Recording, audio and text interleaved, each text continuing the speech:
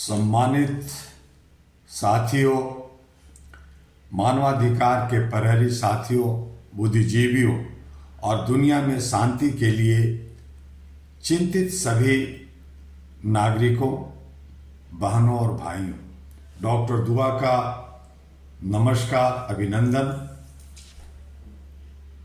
आज जो हालात विश्व पटल पर है, आप उससे भली भांति परिचित हैं, चिंतित हैं और ये भी हम और आप कोशिश कर रहे हैं कि युद्ध रुके, शांति बहाल हो, अमन और शांति भाईचारे कायम हो। इसलिए आज युद्ध किस करवट बैठेगी, इस विषय पर आज मैं मानवता के सबसे खतरनाक सच को उजागर करना चाहता हूं। आज मैं पूरी दुनिया से एक सवाल भी पूछता हूं कि युद्ध किस करवट बैठेगा। यह केवल एक राजनीतिक सवाल नहीं है, यह मानव सत्ता के अस्तित्व का सवाल है। आज पूरी दुनिया बारूद के ढेर पर बैठी है। हर दिशा से युद्ध की आहट सुनाई दे रही है। रूस और यूक्रेन का युद्ध वर्षों से चल रहा है, 5वें वर्ष में इंटर कर रखा है। मध्य पूर्व में इजराइल और गाजा की धरती इंसानी खून से लहूलुहान हो चुका है, भीग चुका है। ईरान और अमेरिका के बीच तनाव किसी भी क्षण एक बड़ा विस्फोट कर सकता है। अभी तो एक दूसरे पर दोषारोपण, डायलॉग और छोटी मोटी मिसाइलों से इधर से उधर, जैसे ये दिवाली में पटाखे छोड़ रहे। पाकिस्तान और अफगानिस्तान अस्थिरता की आग में झुलस रही। ऐसा लगता है जैसे दुनिया के ताकतवर देश मानवता के भविष्य को बारूद के गोदाम में रखकर सत्ता की शतरंज खेल रहे। सत्ता का सबसे खतरनाक नशा युद्ध है। साथियों, इतिहास गवाह है कि युद्ध हमेशा सत्ता के अहंकार का परिणाम होता है। पहला विश्व युद्ध हुआ, दूसरा विश्व युद्ध हुआ।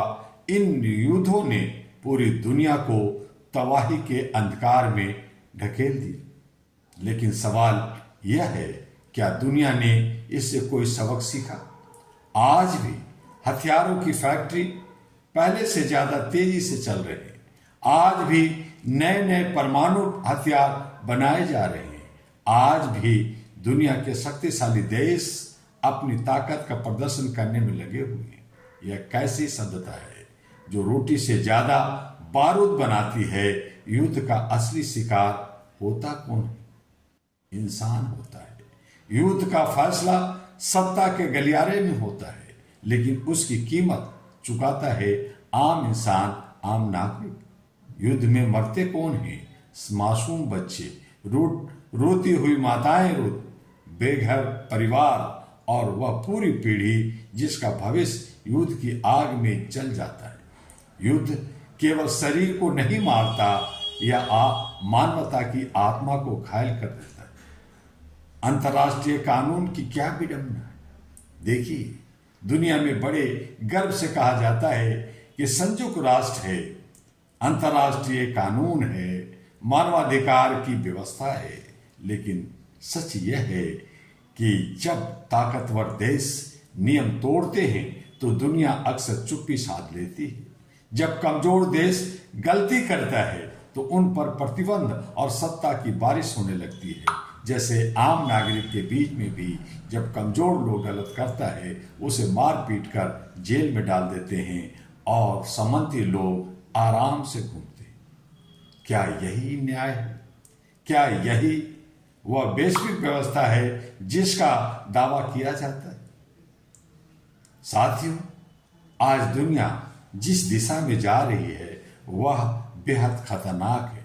अगर दुनिया ने अपनी दिशा नहीं बदली तो तीसरा विश्व युद्ध केवल एक आशंका नहीं रहेगी, और अगर तीसरा विश्व युद्ध हुआ तो वह युद्ध परमाणु हथियारों का होगा।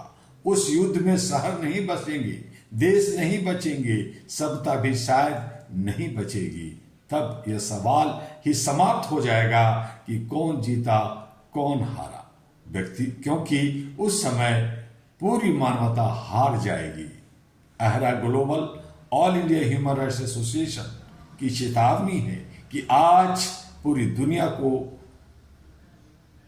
खास करके AHRA all India human rights association, जो एशिया पैसिफिक क्षेत्र की पहली मानवाधिकार स्थित सिविल सोसाइटी के रूप में लगातार मानवता की आवाज उठा रही है, हम स्पष्ट शब्दों में कहना चाहते हैं, मानवाधिकार और युद्ध कभी साथ नहीं चल सकते। जहां बम गिरते हैं वहां मानवाधिकार मर जाते हैं। जहां मिसाइलें बरसती है वहां संविधान और न्याय मलबे के नीचे दब जाते हैं।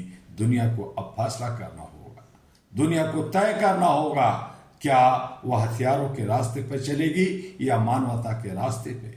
हमें चाहिए संवाद, कूटनीति, न्याय और मानवाधिकार आधारित वैश्विक व्यवस्था। जब तक दुनिया ताकत की भाषा छोड़कर मानवता की भाषा नहीं सीखेगी, तब तक शांति केवल एक सपना बनी रहेगी। आज मैं दुनिया के नेताओं से कहना चाहता हूं, इतिहास बहुत कठोर होता है। अगर दुनिया ने अभी भी अपनी दिशा नहीं बदली तो आने वाली पीढ़ियां हमसे पूछेगी, जब युद्ध को रोका जा सकता था तब तुमने क्या किया। आज दुनिया के सामने केवल एक प्रश्न है, युद्ध किस करवट बैठेगा? क्या वह विनाश की ओर जाएगा या मानवता शांति की ओर कदम बढ़ाएगी? यह फैसला आज हमें करना है। अगर हमने आज सही फैसला नहीं लिया तो कल इतिहास यह लिखेगा, मानवता के साथ, मानवता के पास शांति चुनने का मौका था लेकिन उसने युद्ध को चुना। ये युद्ध रुकना चाहिए। डॉक्टर दुआ का ही नहीं, अहरा परिवार का नहीं, बल्कि हम सब मानव जाति का, जो विश्व स्तरीय पर रहते हैं, सामाजिक प्राणी हैं, इन्हें शांति और सद्भावना के साथ जीने और मरने का अधिकार है। इसे कायम करना चाहिए। बस इतना ही। मैं फिर अगले वीडियो में मिलूंगा, लेकिन अंत में एक बात तो जरूर है कि HRTV अहरा को लाइक, सब्सक्राइब, फॉरवर्ड करना ना भूलें, और AG अहरा ग्लोबल जो तमाम सोशल मीडिया पर है उसे भी लाइक, सब्सक्राइब, फॉरवर्ड करना ना भूलें और लोगों तक पहुंचाएं। अहरा की सदस्यता चल रही है। दिल्ली हेडक्वार्टर से संपर्क कीजिए। सभी सदस्यता दिल्ली की हेडक्वार्टर से ही होती है और कोई भी लेन देन या सदस्यता शुल्क कैश में ना करें। सभी all India human rights association के नाम से ही करें और दिल्ली में करें। आपका डॉक्टर दुआ। नमस्कार।